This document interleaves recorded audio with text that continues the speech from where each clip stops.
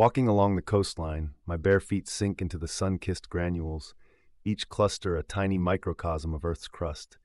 It reminds me of how we're all fragments of a greater universe. I feel tranquil, consumed by the vast azure overhead, the unending seascape that stretches onward to perplexing infinity. But amidst this symphony of nature, my mind invariably veers towards crabs.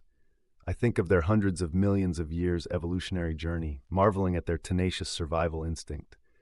They've persisted through eons, adapting, blending, surviving. Quite impressive, isn't it? The ever-changing earth, sea, and sky are held constant in their tiny exoskeletal bodies. Ah, crabs, the armored soldiers of the marine kingdom. Intricate, fascinating creatures they are, with their many-legged armor and retractable eyes. Did you know they have 10 legs, each serving a unique purpose, an embodiment of functionality and resilience? I pick up a seashell, feeling the cool ridges beneath my fingers. Some crabs call these discarded shells home, the hermit crabs.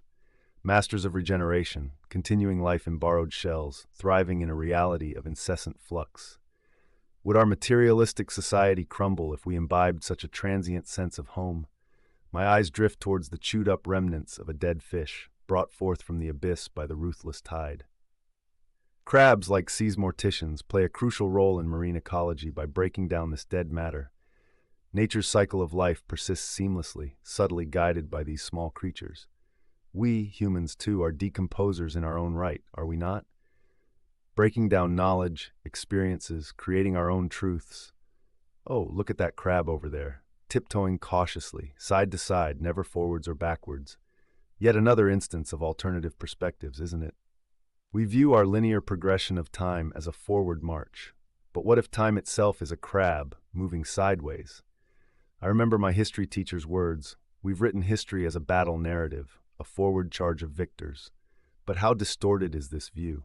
Perhaps history, like a crab, moves sideways, endlessly branching out and merging again. Crabs show us the beauty in sideward movement. They reveal the worth in looking left and right instead of just charging ahead. The journey matters more than the destination.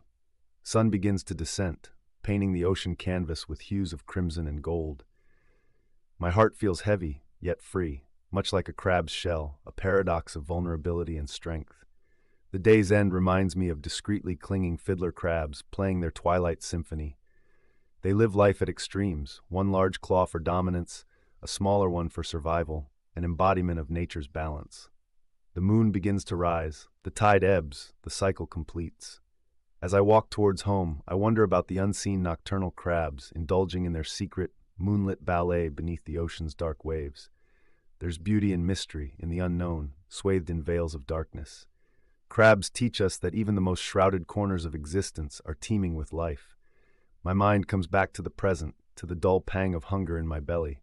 I'm contemplating dinner, seafood perhaps. Not crab, though. I could never eat a crab. They are too familiar, too relatable, little symbols of life's profound lessons. Well, crabs, those tiny philosophers, seldom given enough credit. My solitaire companions on solitary beach walks, guiding me through their sideways wisdom. My obsession, my series of existential musings, my ever-present comrades. How wonderfully crabs resound with the symphony of life. Isn't it incredible?